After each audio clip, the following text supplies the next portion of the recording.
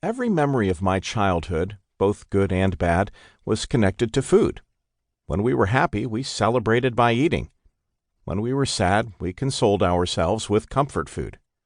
If I had a difficult day as a child, the antidote was cookies and milk or a piece of fresh pie. Living on 5 acres in the country, my dad grew a huge vegetable garden. My mom loved to cook, and we all loved to eat. Eating was our entertainment, and we had huge meals every night. In fact, our handmade 14-foot dining table, made of a single 4-inch slab of redwood, was the largest piece of furniture in our house. It dominated our home, and our family life revolved around the meals we shared together. Blessed with good health, a high metabolism, and an active life, I could eat everything I wanted and as much as I wanted and never gain a pound.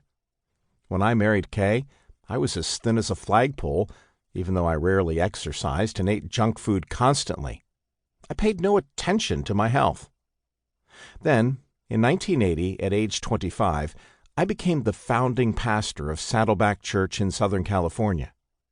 As the church rapidly grew to thousands of members, I worked long days, ate meals on the run, and spent hours sitting while leading meetings, counseling people, and studying for sermons. I began adding a few pounds every year, but because my energy remained high, and I didn't care much about appearance, I ignored my growing health problem. By 2010, I was severely overweight. Ironically, over the past decade, I had sent nearly 21,000 of our church members overseas to 196 countries to serve the sick and the poor through a program we developed called the Peace Plan. The C of the Peace stands for Care for the Sick, and our members had compassionately cared for the health of others around the world who were suffering from poor nutrition, poor water, malaria, and HIV/AIDS. But I ignored my own declining health and that of my own members. That baptism was my wake-up call to the health issues in my life and in the lives of those in our congregation. I knew drastic changes were needed, so I began educating myself about preventative health. What I learned shocked me. For the first time in history, as many people are suffering from the result of too much food as malnutrition. While millions of people suffer from not having enough to eat, millions are struggling with the effects of being overweight. 7 in 10 Americans are overweight.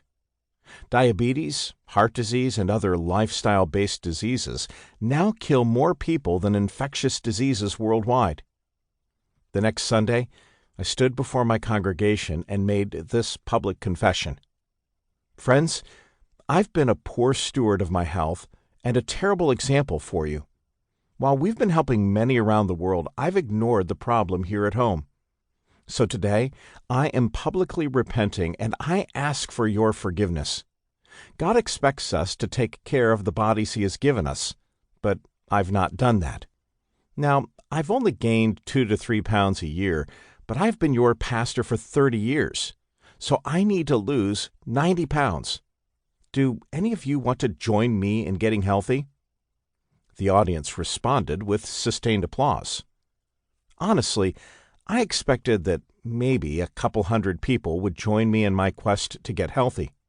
So I was overwhelmed when more than 12,000 people, Saddleback Church members, signed up in the first few weeks.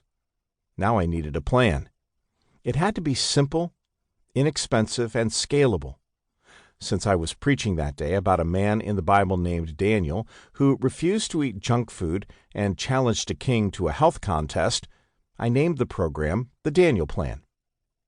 Since I knew nothing about getting healthy, I recruited 3 nationally known doctors, Dr. Daniel Amen, Dr. Mark Hyman, and Dr. Mehmet Oz, to coach me in getting healthy and help me design the Daniel Plan to be used in our church. All 3 doctors graciously volunteered their expertise and time for free because they care about our health. Over the first year of the Daniel Plan, Saddleback members collectively lost more than 250,000 pounds. But even more important, we learned insights, developed skills, and established habits for a lifetime of healthy living. The Daniel Plan